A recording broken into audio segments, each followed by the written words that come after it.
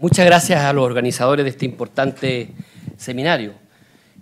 Esto no es nuevo. Cada cierto tiempo todos participamos en este esfuerzo casi frustrado siempre de tratar de conceptualizar un concepto único, universal y permanente en el tiempo sobre qué es derecha y qué es izquierda.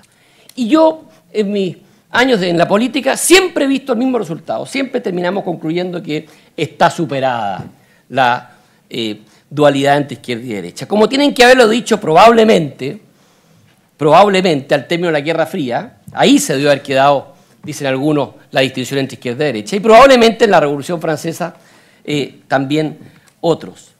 Pero lo cierto es que este concepto, por más que lo hayamos declarado muerto una y otra vez a lo largo de la historia, se mantiene. Claro, se mantiene con contenidos distintos. Va mutando esta suerte como de oposición, aristocracia, democracia, burguesía, proletariado, iglesia o Estado, sector privado o sector público, planificación o mercado, individualismo o colectivismo, globalidad o patriotismo. Más allá del contenido que se le ha ido dando o que se le ha ido quitando a este concepto de derecha-izquierda, permanece en el tiempo. Se vacía su contenido, pero logra sobrevivir. Hoy se está redefiniendo qué es derecha en cada país en esta época y qué es izquierda. Pero hay algo que los diferencia desde ya y quiero recalcarlo hoy, que es ese orgullo de ser. Fíjense ustedes, aquí hay una paradoja, que algo decía Pacho. Yo veo que la gente de izquierda se declara de izquierda con mucha más soltura que la gente de derecha. Recién aquí Paola nos dice, me declaro de derecha en un partido de centro. Eso sí es novedoso decirlo, parece. Por algo lo dijo. Sin embargo, la gente de izquierda, pese a su enorme prontuario de reconocimiento de errores en materia de derechos humanos, en materia de empobrecimiento a naciones, en una y otra parte, hoy día no tiene problemas en los distintos países, incluso de América Latina, de autodeclararse de izquierda. Incluso cuando gobierna con ideas que no son propiamente las que nosotros podríamos definir como de izquierda. Y al frente vemos una derecha un poco más timorata, con vergüenza, con cierto complejo. Entonces la primera pregunta es ¿por qué esto? Insisto, más allá de los contenidos cambiantes de esta dualidad.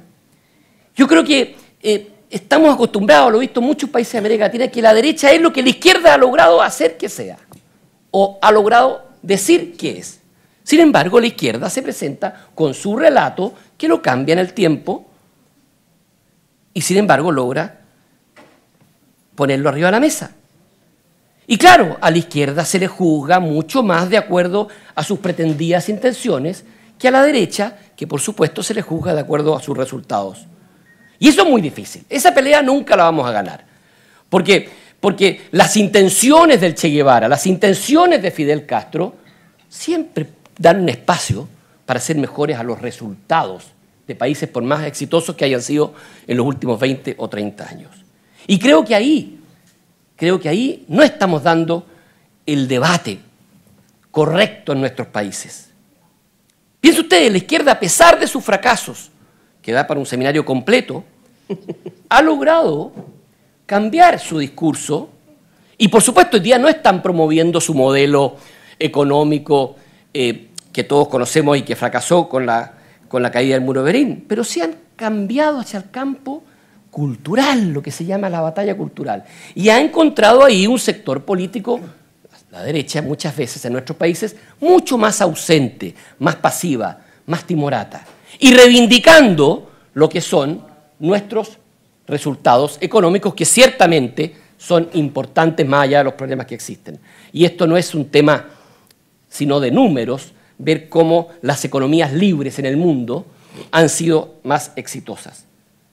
Pero ha sido tal la pasividad en este campo cultural de muchos de nuestros partidos políticos en América Latina, que incluso esta hegemonía ha logrado hacer aseveraciones como las que aquí hemos escuchado, en que incluso en terreno de la economía, la izquierda podría tener una mejor performance. Bueno, yo quiero terminar con una pequeña reflexión, porque el panel que nosotros nos tocó participar es básicamente esta dualidad de izquierda o derecha en el gobierno. Por supuesto que esta complejidad se produce también desde el gobierno. A mí me tocó permanentemente participar como presidente de la Cámara en una coalición de gobierno y después como ministro de gobierno. Es una situación compleja, pero qué importante hacer una distinción que muchas veces no la estamos haciendo. Hay momento para debatir y momento para gobernar. La política, como el arte de lo posible, también es el arte de gobernar en la medida de lo posible. Y por supuesto que el arte de la gestión también tiene que ver con la imprevisión, la capacidad de adaptar a los tiempos y a las circunstancias imprevistas. No me lo digan a mí en Chile. El presidente Piñera, como líder de la coalición de derecha en Chile, centro-derecha, en ambos gobiernos que asumió después del primero de ellos, después de 50 años que la centro-derecha no ganaba democráticamente, antes de asumir tuvo que enfrentar el terremoto más grande del que se tiene recuerdo en el último tiempo en Chile. Y en el segundo gobierno algo similar, el estallido social y posteriormente la pandemia. No entender esta capacidad de adaptar muchas veces a las circunstancias es sencillamente no entender cómo es el progreso y cómo es la democracia. Esto que parece una obviedad, de lo que estoy diciendo, hoy día se cuestiona.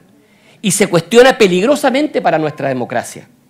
Porque muchas veces la capacidad de sentarse, llegar a un acuerdo con la oposición, de modificar ciertos aspectos del programa que me parecían mucho más puros o doctrinarios, es visto como una tradición, como una renegación o como un centrismo inaceptable. Claro, la izquierda, con su agenda de política identitaria, de promover una sociedad fragmentada o este modelo constructivista, se opone a cualquier posibilidad de un acuerdo. Y muchas veces también desde sectores extremos de la derecha se ve una actitud moralizante donde todo es o bueno o malo y en consecuencia se termina siendo una política testimonial. Y esta capacidad, insisto, de llegar a un acuerdo, de llegar a un consenso, se pierde. Por eso que yo quiero terminar transmitiéndoles algo. Este libro maravilloso de Bernard Crick que se llama In Defense of Politics. Defender la política, ¿de qué? De los apolíticos o de los antipolíticos, que son precisamente aquellos que creen que no somos capaces desde el gobierno o no debemos ser capaces a ceder, a llegar a un acuerdo. Y termino con 3 cosas importantes.